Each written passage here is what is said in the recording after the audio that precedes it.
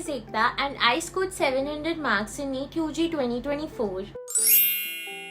So जैसे कि I promised, I will make a video on how to read the physics NCERT. So here we are. So first question arises that कि ये क्या actual में important है physics की NCERT को read करना. So here are all the questions जो कि NEET में आ चुके हैं from physics NCERT. So I'll ask you another question. Do you know the variation of volume expansion versus temperature का graph?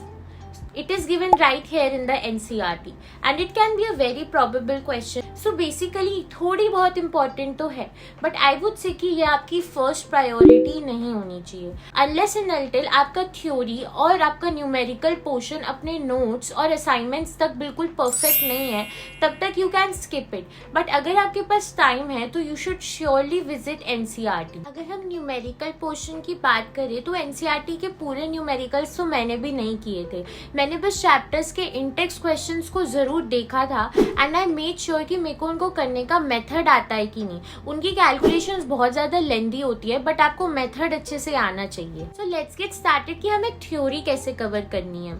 I would say first step किसी भी chapter की NCERT को पढ़ने से पहले you should directly go to the summary and points to ponder. In fact अगर आप शॉर्टेज ऑफ टाइम पे हो और आप पूरी एनसीईआरटी को कवर नहीं कर सकते हो, you should rather read summary and points to ponder. Because अगर आप 2024 का ही क्वेश्चन देख लो एटम वाला तो वो एनसीईआरटी की समरी से ही आया है. जैसे कि मैंने पहले भी बताया कि मैं अपने फिजिक्स के किसी भी चैप्टर के पीछे 6 to 7 पेजेस छोड़ देती थी.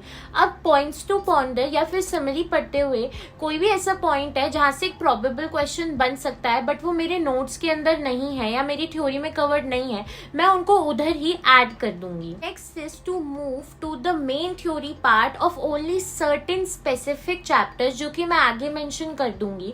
सारे चैप्टर्स की मेन थ्योरी पढ़ने लायक है ही नहीं, बट कुछ चैप्टर्स है जो कि बहुत ज्यादा थ्योरेटिकल है, उनकी बहुत नेसेसरी है. For example modern physics. जैसे कि एक क्वेश्चन आ सकता है कि अगर फोटॉन्स का एक्चुअल में वेव नेचर होता तो फोटो इलेक्ट्रिक इफेक्ट पे क्या फर्क पड़ता. इसका एक्सप्लेनेशन एनसीईआरटी में दे रखा है. इसमें भी आपको एक्चुअल में सेम ही करना है. रीड द एनसीईआरटी एंड कोई भी ऐसे पॉइंट्स लगते हैं जो कि आपके पास डिफिकल्ट है या फिर आपकी थ्योरी में कवर्ड नहीं है या फिर इनसे क्वेश्चन बन सकता है, you can write them on the last pages. अब जब आप मेन थ्योरी पढ़ोगे तो यू विल नोटिस कि कई बार कुछ एक्सपेरिमेंट्स, फॉर्मूला की डेरिवेशन, कोई प्रोसीजर की स्टेप्स दे रखे हैं एनसीईआरटी में. You can skip those because उनका कोई भी फायदा नहीं है. मेक श्योर कि आप उन एक्सपेरिमेंट्स का या डेरिवेशन का जो लास्ट में कंक्लूजन दे रखा है उन्हें जरूर पढ़ लो. Second point I would like to add is do not ignore the graphs जो कि NCERT में दे रखे हैं. I think ये directly NEET में आ सकते हैं. For reference, I will attach those points and photos of my NCERT points down below. Let's see कि कौन कौन से chapters को actual में main theory cover करने की जरूरत है. I would say जो मैकेनिक्स वाला पार्ट है from unit and dimension till rotation, you can skip that part.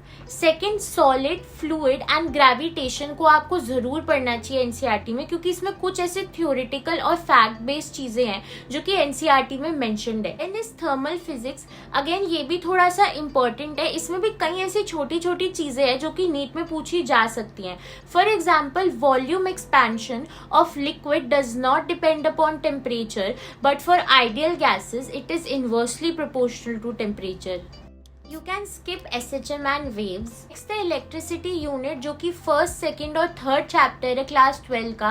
I would से कि आप इनकी थ्योरी स्किप कर सकते हो. थोड़े बहुत जो एडिशनल पॉइंट्स मेरे को मिले मैं उनको नीचे अटैच कर दूंगी. नेक्स्ट इज मैग्नेटिज्म वाली यूनिट. आई वुड से you should cover this unit. More over magnetism और मैटर वाले चैप्टर को तो बिल्कुल मत छोड़ना, कई सारे एडिशनल थ्योरी पॉइंट्स इसमें हैं. AC you can skip. EM waves should not be skipped. No special need to read ray optics and wave optics वाला पार्ट. आप स्कैटरिंग वाला पार्ट जरूर पढ़ सकते हो. Then is modern physics. Do not skip modern physics. इसमें बहुत सारे एक्स्ट्रा पॉइंट्स आपको मिलेंगे.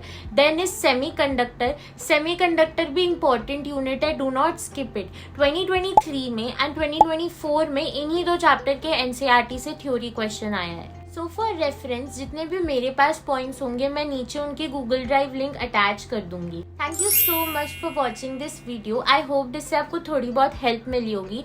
स्टे ट्यून, आगे भी बहुत सारी हेल्पफुल वीडियोज आती रहेंगी.